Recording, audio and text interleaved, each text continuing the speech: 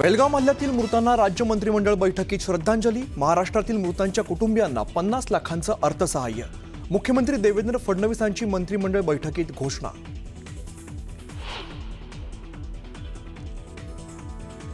बेलगाम दहशतवादी हल्ल्याच्या पार्श्वभूमीवर सरकारच्या हालचाली सुरू. उद्या पुन्हा केंद्रीय सुरक्षा समितीची बैठक होण्याची शक्यता.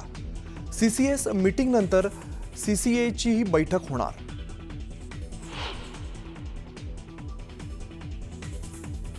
बेलगाममध्ये एनआयकडून क्राईम सीन रिक्रिएट. झिपलाईनसह काम करणाऱ्या स्थानिकांची चौकशी. व्हिडिओ आधारित तांत्रिक पुरावे गोळा करण्याचं काम सुरू.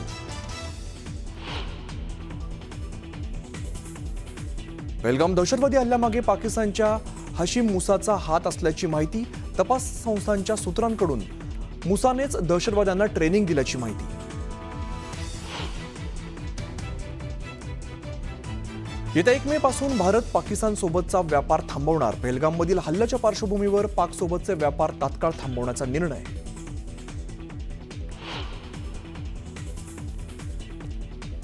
जबाबदारी घेण्याच्या वेळी गायब असं कॅप्शन देत काँग्रेसच्या ट्विटरवरून पंतप्रधान मोदींवरती आक्षेपार्ह पोस्ट. तर काँग्रेस हात पाकिस्तान के साथ म्हणत भाजपाकडून जोरदार पलटवार.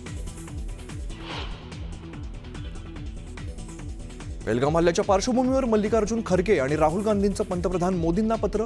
संसदेचं विशेष अधिवेशन बोलवण्याची मागणी.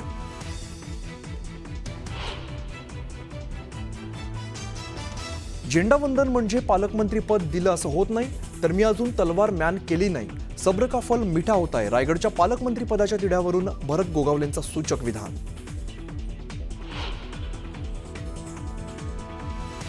झेंडावंदनाच्या मुद्द्यावर बोलण्यास आदिती तटकरेंचा नकार. पत्रकारांच्या प्रश्नाला चुकवत तटकरेंचा काढता पाय.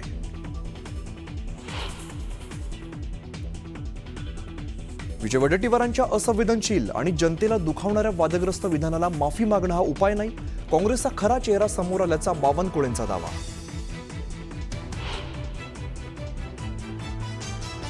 करेगट्टा पहाडावर माओवाद्यांविरोधात मोठं अभियान सुरू. मोठ्या संख्येने महिला कमांडोंचा सहभाग. तात्काळ युद्धबंदी आणि चर्चेची माओवाद्यांची पुन्हा मागणी.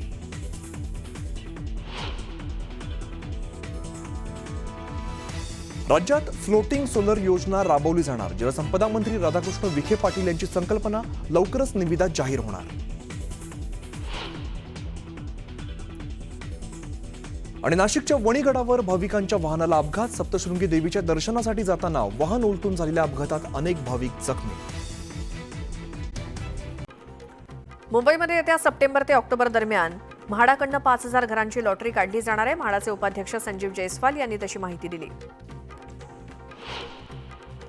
आता म्हाडामध्ये जाण्यासाठी रांगेत उभं राहावं लागणार नाही. मुख्यालयाच्या गेट नंबर 4 इथल्या सुविधा केंद्रात नागरिकांसाठी किऑस्क मशीन बसवण्यात आलंय. मशीनवर मराठी आणि इंग्रजी भाषेत माहिती सादर करण्याची सुविधा आहे. मे महिन्यात बँकांना तब्बल 13 दिवस सुट्ट्या असणार आहेत. त्यामध्ये अनेक सणांच्या शासकीय सुट्ट्या आणि विकेंडचा समावेश आहे. मे महिन्यात अनेक सण असल्यामुळे त्यासाठी तब्बल 7 दिवस बँका बंद असतील. तर वेगवेगळ्या राज्यांमध्ये वेगवेगळ्या दिवशी बँका बंद असतील. 1 मे पासून एटीएम मधनं पैसे काढणं अजून महागणार आहे. रिझर्व्ह बँक ऑफ इंडियानं याबाबत महत्त्वाचा निर्णय घेतलाय. रिझर्व्ह बँक ऑफ इंडियानं एटीएम चार्जमध्ये वाढ करण्यासाठी मंजुरी दिली. मुंबईला पाणी पुरवठा करणाऱ्या 7ही धरणांमधील पाणीसाठ्यात कमालीची घट झाली असून केवळ 25%च पाणीसाठा उरलाय. त्यातच गेल्या काही वर्षांपासून लांबणारा पाऊस पाहता पालिकेला जपून पाणी पुरवठा करावा लागणार आहे. या पार्श्वभूमीवर 15 मे पर्यंत उपलब्ध पाणीसाठ्याचा आढावा घेऊन 10 ते 15% पाणी कपात केली जाईल अशी माहिती पालिका प्रशासनाकडून देण्यात आली आहे. पश्चिम रेल्वे मार्गावरती कांदिवली आणि बोरिवली दरम्यान घेण्यात आलेल्या 35 तासांच्या ब्लॉक कालावधीत पूल क्रमांक 61च्या रिगर्डरिंगचं काम पूर्ण झालेलं आहे. या ठिकाणचे जुने कास्ट आयर्न गर्डर बदलून त्या जागी 20 सिमेंटचे स्लॅब बसवण्यात आलेत. या कामामुळे आता 50 किलोमीटर प्रति तास या वेगानं ट्रेन चालवणं शक्य होणार असल्याचं अधिकाऱ्यांनी सांगितलं. त्यानंतर एक मोठी बातमी. मुंबईतल्या वांद्रे भागात एका शोरूमला आग लागली. आगीवर नियंत्रण मिळवण्याचे प्रयत्न सुरू आहेत. मध्यरात्रीनंतर ही आग लागल्याची माहिती मिळाली. अजूनही आगीवर नियंत्रण मिळवण्याचे प्रयत्न सुरू आहेत. आज सकाळपर्यंत या आगीच्या ज्वाळा मोठ्या प्रमाणात दिसत होत्या. मुंबईतल्या वांद्रे भागामध्ये असलेलं हे 3 मजली शोरूम आणि त्याच्या वरच्या मजल्याला लागलेली ही आग पहाटेच्या सुमारास आग लागली होती. अजूनही प्रयत्न सुरू आहेत. अधिक माहिती आपण घेऊयात आमच्या प्रतिनिधी प्रणाली कापसे यांच्याकडनं. प्रणाली, आग नेमकी किती वाजता बरोबर लागली होती आणि सद्यस्थिती काय आहे? शोरूम कसलं होतं? अजूनही आग विझवण्याचे प्रयत्न सुरू आहे. आता अनेक गोष्टी यामध्ये विचार करण्यासारख्या. हे जे शोरूम आहे हे कपड्यांचं शोरूम आहे, त्यामुळे तिथे आग धुमसू शकते, पण तरी त्याला इतका कालावधी लागणं खरं तर अपेक्षित नाही. फायर ब्रिगेड पोहोचल्यानंतरही जर त्यांना 2-2, 3-3 तास केवळ आगीवर नियंत्रण मिळवण्यासाठी लागत असेल, तर या संपूर्ण परिसरामध्ये काही ज्वलनशील पदार्थ ठेवलेले होते का, किंवा तिथे लाकूड किंवा दीर्घकाळ जळणाऱ्या ज्या वस्तू आहेत अशा वस्तूंचा काही साठा होता का, हे सुद्धा बघणं महत्वाचं ठरणार आहे. कारण बहुतेक समोरचा जो प्रेक्षणीय भाग आहे त्या भागामध्ये कपड्यांचं शोरूम असल्याचं दिसत होतं, परंतु ती आग आटोक्यात आणायला इतका वेळ लागायला नको, ही अगदी खरी गोष्ट आहे. त्यामुळे नेमकं काय कारण आहे हे बघणं महत्वाचं ठरणार आहे. अजूनही या आगीवर पूर्णपणे नियंत्रण मिळवण्यात आलं नसल्याची माहिती मिळते. त्यामुळे पुढे काय होतंय ह्या अपडेट आपण वेळोवेळी घेतच राहू. प्रणाली, आणि दुसरीकडे झिशान सिद्दीकींनी आरोप केलेत की आम्ही 100 वेळा विनवणी केली की तुम्ही आणखी गाड्या मागवा, आणखी पाणी मागवा, मात्र तसे काही प्रयत्न झाले नाहीत. त्यांच्याकडे उपकरणं नव्हती, मात्र उपकरणं आली तर ती वापरायची कशी हे त्यांना माहीत नव्हतं, असे देखील त्यांनी आरोप केलेत. त्या सत्य परिस्थिती काय होती? मगाशी आपण ज्या पद्धतीनं बोललो होतो त्याही वेळेला हा प्रश्न अत्यंत गंभीर आहे की काल जेव्हा ईडी कार्यालयाला आग लागली, ती आग विझवायला सुद्धा बराच कालावधी लागला. आजची आग जी आपण पाहतो आहे, या आगीला सुद्धा विझवण्यासाठी इतका कालावधी लागायला नको जो आग लागली, जो इतका कालावधी लागतोय. त्यामुळे झिशान सिद्दीकी करत असलेल्या आरोपांची सुद्धा एकदा गांभीर्यानं दखल घेऊन नेमकं काय चाललंय हे बघणं अत्यंत महत्वाचं आहे. कारण मी जसं म्हणाले की ईडी कार्यालयाची आग सुद्धा 5 ते 6 तास धुमसत राहते, आणि त्याही वेळेला ज्या वेळेला रविवारची पहाट होती आणि त्यावेळेला खरं तर तो संपूर्ण परिसर जो आहे हा कमर्शियल भाग आहे, जिथं वाहनांची वर्दळ नसते, जिथं कुठल्या पद्धतीचा ट्रॅफिकचा इश्यू नसतो. इथे सुद्धा आज आपण जे बघतोय की बांद्राला सुद्धा हा जरी कमर्शियल भाग असला, इथे मोठ्या प्रमाणावर माणसांची वर्दळ जरी दिवसा राहत असली तरी ही पहाटेच्या सुमारास लागलेली आग आहे. आणि त्यामुळे या ठिकाणी सुद्धा वाहनांची वर्दळ किंवा खूप मोठ्या प्रमाणावर ट्रॅफिक जॅम असा काही प्रकार नसताना इथे सुद्धा जर आग विझवायला इतका कालावधी लागत असेल तर नक्कीच ही विचार करण्यासारखी गोष्ट आहे. आणि या प्रश्नांची उत्तरं मुंबई फायर ब्रिगेड आणि पर्यायानं बीएमसीला द्यावी लागेल. बिलकुल प्रणाली, आपण याचा पाठपुरावा करूच. इतका वेळ का लागतोय ही आग विझवण्यासाठी? तुर्तास धन्यवाद दिलेल्या सगळ्या माहितीसाठी. पुन्हा पाहूयात बुलेटिनमध्ये 25 मिनिटं 50 बातम्या. पुणे विमानतळावरनं प्रवास करणाऱ्या प्रवाशांसाठी आनंदाची बातमी. आता पुणे विमानतळावरती 10 रुपयात चहा मिळणार आहे आणि 20 रुपयात कॉफी मिळणार आहे.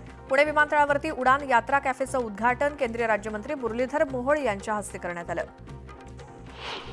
नागपूर ते कोल्हापूर विमानसेवा 15 मे पासून सुरू होणार आहे. आठवड्यातनं 5 दिवस ही सेवा सुरू राहील. या विमानात 12 बिझनेस आणि 64 इकॉनॉमी वर्गातील आसनांची व्यवस्था आहे. पुणे ते जोधपूर दैनंदिन रेल्वे सेवेला रेल्वे मंत्रालयाकडून मान्यता देण्यात आली आहे. राजस्थानी समाज संघाच्या सातत्यपूर्ण पाठपुराव्याला यश आलंय. महाराष्ट्र बोर्डाचा 12वीचा निकाल मे महिन्याच्या पहिल्या आठवड्यात जाहीर होण्याची शक्यता आहे. मंडळाकडून निकालासंदर्भात प्राथमिक माहिती देण्यात आली आहे, मात्र अद्याप नेमकी तारीख अधिकृतपणे जाहीर झालेली नाही. लवकरच मंडळाकडून अधिकृत परिपत्रक जाहीर होणार असून त्यात अंतिम तारखेची माहिती मिळणार आहे. ऑल इंडिया सराफा असोसिएशननं जारी केलेल्या माहितीनुसार राजधानी दिल्लीमध्ये सोमवारी सोन्याचा भाव 1000 रुपयांनी घसरलाय. त्यामुळे सोन्याचे दर आता 98,400 रुपये प्रति 10 ग्रॅमवरती गेलेत. पुण्यामध्ये आता आर्थिक व्यवहारांसाठी ऑनलाईन आणि ऑफलाईन असे दोन्ही पर्याय उपलब्ध करून देण्याची सूचना यूजीसी संस्थांनी केली आहे. तर शैक्षणिक सेवांसाठी यूपीआयवरील आर्थिक व्यवहारांची मर्यादा आता 5 लाख रुपयांपर्यंत वाढवण्यात आली आहे. ब्रिटिशकालीन एल्फिन्स्टन पूल पाडण्यावरनं वाद सुरू आहे. स्थानिक नागरिकांनी हा पूल पाडण्यास विरोध केला. त्यानंतर मुख्यमंत्री देवेंद्र फडणवीस यांच्या अध्यक्षतेखाली आणि उपमुख्यमंत्री एकनाथ शिंदे यांच्या उपस्थितीत झालेल्या बैठकीत महत्त्वाचा निर्णय घेण्यात आला. त्यानुसार एल्फिन्स्टन पुलाच्या परिसरातील 19 इमारतींमधील सर्व रहिवाशांना त्याच ठिकाणी घरं देण्याचा निर्णय सरकारनं घेतलाय. मृदा आणि जलसंधारण विभागानं संपूर्ण राज्याचा बृहत मृदा आणि जलसंधारण आराखडा तयार केला. त्यामुळे आवश्यक त्या ठिकाणी योग्य बांधकाम प्रकार निश्चित करूनच कामं करण्याचं धोरण राबवण्यात येणार आहे. पर्यटन क्षेत्राला चालना देण्यासाठी आणि पर्यटकांच्या सुरक्षिततेला प्राधान्य देण्यासाठी राज्य सरकारनं महाराष्ट्र पर्यटन सुरक्षा दल स्थापन करण्याचा निर्णय घेतलाय.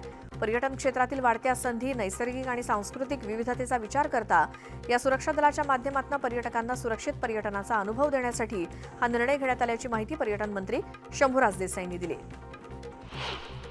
राज्य सरकारनं स्मार्ट कॉटन प्रकल्प गुंडाळण्याचा निर्णय घेतलाय. मात्र राज्यातील कापसाची गुणवत्ता, उत्पादन, मूल्यवर्धन आणि शेतकऱ्यांच्या उत्पन्न वाढीसाठी प्रकल्प सुरू ठेवणं गरजेचं असल्याचं म्हटलं जात आहे.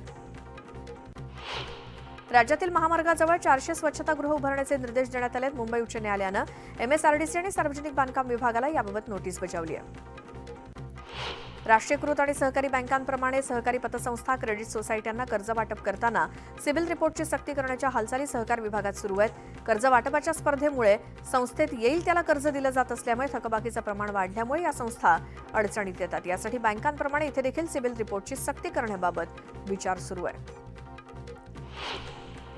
एसटी महामंडळाची आर्थिक स्थिती समजून घेण्यासाठी तसंच भविष्यातील नियोजनाकरता एक आर्थिक श्वेतपत्रिका तयार करावी असे निर्देश परिवहन मंत्री तथा एसटी महामंडळाचे अध्यक्ष प्रताप सरनाईक यांनी एसटी प्रशासनाला दिले आहेत.